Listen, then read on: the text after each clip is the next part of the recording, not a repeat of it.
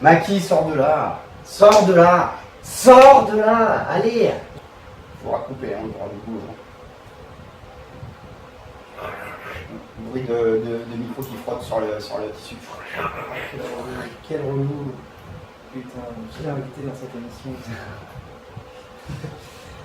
Voilà. Je suis juste un peu emmerdé. Non, c'est bon. Allez, là c'est la dernière, c'est ça? Yes.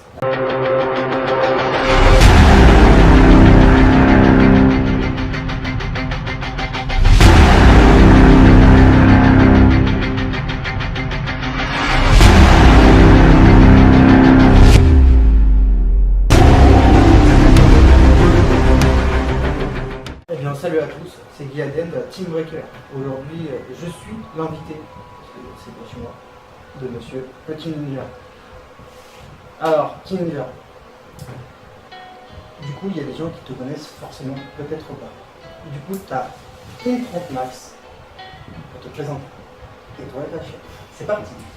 Une 30, ça va être compliqué, donc on va faire super vite. Voilà, c'est bon, c'est fini. C'est bon? J'espère que vous avez compris. Moi, je connais. 1 minute 30 pour me présenter. Mon pseudo, c'est Petit Ninja, plus connu sur YouTube sous le nom Hobby Ninja, sur Facebook et sur Twitter également. Et en gros, mon concept, pour ceux qui ne connaîtraient pas, on ne sait jamais, c'est de présenter des vidéos de maquettes et plus précisément du Gunpla, donc des maquettes de robots japonais de la licence Gundam. Et j'habite à Toulouse, j'ai fêté mes 32 ans il n'y a pas très longtemps, donc je suis un vieux crouton, ça y est. Et il me le rappelle suffisamment souvent, hein, cet enfoiré. Et puis sinon, que dire de plus, je suis content de partager cette semaine de vacances qui se termine malheureusement aujourd'hui avec mon ami Guillaume, qui à la base était juste un simple abonné avec qui on a sympathisé. Et blablabla, blablabla. On reviendra là-dessus après. Et blablabla et blablabla, et je pense que j'ai rempli mon contrat en moins de 10 minutes 30. C'est bon. Du coup, comment t'es venue l'idée de faire cette chaîne YouTube? Alors l'idée, elle m'est venue bien avant que je décide de faire du Gunpla, c'est-à-dire que j'avais une petite chaîne YouTube sur le jeu vidéo, voilà, tout simplement, comme beaucoup de gens à cette époque-là, donc ça remonte à un peu plus de 5 ans. Et je me suis cassé la main, en fait, tout simplement, dans la main droite. Donc, je suis droitier, c'est vachement pratique. 5e métacarpe cassé, 3 mois d'arrêt, 2 broches posées. Et je me suis dit, tiens, je vais me remettre à Gundam. Je connaissais ça à l'époque, en 2001, quand c'était passé sur M6, comme tout le monde, hein, quasiment. Voilà, Gundam Wing. Et du coup, j'ai dit, je vais me remettre dans le Gundam, ça me plaît, j'ai envie de refaire de la maquette, je vais me remettre à faire du Gunpla. Mais j'ai commencé d'abord par regarder Double Zéro, que j'ai adoré d'ailleurs, il va y avoir une suite bientôt. Et je suis allé au TGS, au Toulouse Game Show, une grosse convention, et j'ai acheté mon deuxième Gunpla, parce que le premier que j'avais acheté c'était un Wing Zero à l'époque de Gundam Wing qu'on trouvait dans les magasins de jouets, là, les HG 1 centième. Et là je me suis pris un vrai MG 1 centième, le Double Zero Riser. Et je me suis lancé comme ça, enfin je me suis relancé dans la maquette, et je me suis lancé plus précisément dans le Gunpla avec cette maquette là. Et en cherchant des tutos, des vidéos, tout ça, je trouvais que des trucs en anglais ou en japonais ou en asiate, quoi, voilà, peu importe, donc c'était un peu chiant, bon, même si je comprends l'anglais. Après, il y a des trucs super intéressants en japonais, mais je comprenais pas parce que je parle pas japonais. Et du coup, je me suis dit pourquoi pas me lancer. J'avais quand même trouvé quelques vidéos de Zenkuro à l'époque, avant qu'on se connaisse, et je me suis dit, il y a peut-être un truc à faire, et je me suis dit pourquoi pas. Et j'ai essayé, je me suis lancé, et c'était il y a 5 ans. Et voilà, on en est là aujourd'hui. Je suis très content parce que je pensais pas en arriver jusque-là. Très bien, très bien. Bah moi du coup je t'ai rencontré pareil. Genre j'ai voulu reprendre le Gunpla grâce à Gundam de Lolo, je voulais acheter les maquettes. Et j'ai dit qu'il me faut des tutos, il me fallait des Zenkuro, c'est vrai. Et je suis tombé sur toi qui parlait des Shinigami, tout ça. Ton accent m'avait fait rire. Donc du coup je me suis dit, ah putain, un mec du sud, allez, on va regarder ce qu'il fait. Et depuis j'ai plein de tes abonnés, maintenant tes amis. Donc comme on l'a dit, ça fait 5 ans. Mais là, j'ai peut-être une colle pour toi. À ce jour, le 30 juillet 2018, connais-tu le nombre exact de tes abonnés? Et moi j'ai la réponse officielle. Oui. Un défi, je t'avais prévenu, c'est un défi. Ah, la question pourrie, c'est le truc que personne n'en a rien à foutre, et même moi le premier, non c'est pas vrai. Enfin les autres ils en ont rien à foutre, pas moi. Alors je sais qu'on est plus de 2800, ça c'est sûr. Le chiffre exact, je l'ai vu il y a une semaine, je crois, un truc comme ça. Voilà. Je m'en rappelle pas exactement. On l'a regardé, je peux même te dire quand on l'a regardé jeudi. Ouais, Du coup, je l'ai noté. Et c'était 2832, non? C'est pas ça? 2832, un truc dans ces eaux-là. Et bah c'était 2837 abonnés. Pas mal, hein, quand même. Alors ça te fait quoi d'avoir autant d'abonnés? Eh bien, déjà, c'est un grand merci à tous d'être aussi nombreux à me suivre parce que, comme je le disais, il y a 5 ans, je me suis lancé comme ça, quand même, pour voir, ça a marché, donc c'est cool. Honnêtement, je pensais peut-être pas arriver autant d'abonnés, presque 3000, hein, parce qu'on va arrondir, hein, presque à 3000. Et ça me fait énormément plaisir. Bon, mon but, évidemment, ça a été de réunir autant de gens autour de cette passion et de ce projet qui était ma chaîne YouTube, donc ça me fait énormément plaisir. Mais atteindre presque 3000 comme ça, je me suis dit, on verra. En gros, c'était on verra. Donc c'est une bonne surprise, ça me fait plaisir. Ça, malgré le fait que je sois plus trop présent en ce moment, que je fasse pas grand chose, ça continue d'évoluer, de monter gentiment. Donc ça me fait plaisir, puisqu'il y a toujours des gens pour venir découvrir. Donc ça déjà c'est un super truc. Et puis bon, c'est une très belle récompense. Voilà comment je l'interprète. Quel a été ton meilleur souvenir depuis la création de ta chaîne? En termes de tout ce qui est gameplay, tout ça. Mon meilleur souvenir, il est très très simple et je pense que tout le monde s'en doute. Moi, non, doute. ouais, voilà, c'est ça. C'est la Japan Expo 2016, forcément, il y a 2 ans, parce qu'il s'est passé énormément de choses, que ce soit au niveau gunplay ou au niveau personnel. Et ça a vraiment été 4 jours fantastiques, parce que c'était pas vraiment une semaine, c'était 4 jours fantastiques. C'est la rencontre déjà avec des personnes avec qui je discutais depuis 3 ans, donc la création de la chaîne à l'époque, donc ça fait 3 ans à l'été 2016. Des personnes que je connaissais, avec qui j'avais sympathisé mais que je n'avais jamais rencontré. Donc en tête de liste, le premier c'est le chef Zenkuro de Hobby Forever, que je salue au passage, et à qui je fais des bisous. Et bien entendu ensuite il y a eu Rémi, avec qui on avait énormément sympathisé, et pour qui j'ai été son coup de cœur de Japan Expo 2016, c'est ses propres mots, et ça a été aussi mon coup de cœur, c'est mon bro, voilà, c'est Rémi qui m'a fait la surprise d'être là ce week-end pour mon anniversaire surprise qu'a organisé ma chérie, petite parenthèse.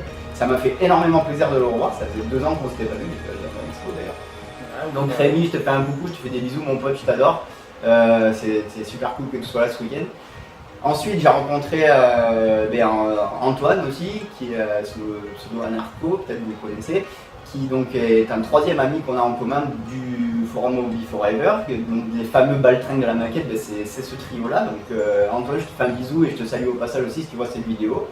Au plaisir de se revoir prochainement, je l'espère, puisque tu es le seul des 3 que j'ai pas revu depuis Japan Expo, donc ça me fait plaisir de te revoir.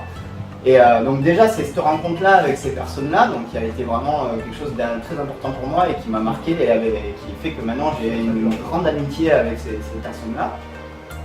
Et puis vis-à-vis de la chaîne et de mon projet perso, j'ai eu la chance d'être exposant, d'être sur le stand Alligator. Donc là encore j'ai rencontré des personnes formidables que je salue au passage. Moi aussi. Alligator, je vous kiffe. Voilà. Donc la possibilité d'exposer mes kits, et on va revenir sur une petite anecdote de Japan Expo qui rejoint la question que tu m'as posée, qui en fait partie, c'est un tout. Donc exposer mes kits, pouvoir les proposer en vrai aux gens pour qu'ils puissent les voir. Le lancement du Gunpla en France à la Japan Expo, donc le retour du Gunpla en France, donc ça j'y ai participé, ça m'a super fait plaisir. Hein, voilà. À participer sur le stand de la rencontre avec Ayato, que je salue au passage s'il voit la vidéo. Il faudra qu'on se recapte à l'occasion, qui fait partie des personnes que j'ai rencontrées. J'ai aussi rencontré cette année-là et que je continue toujours en contact avec lui. Ça m'a fait énormément plaisir.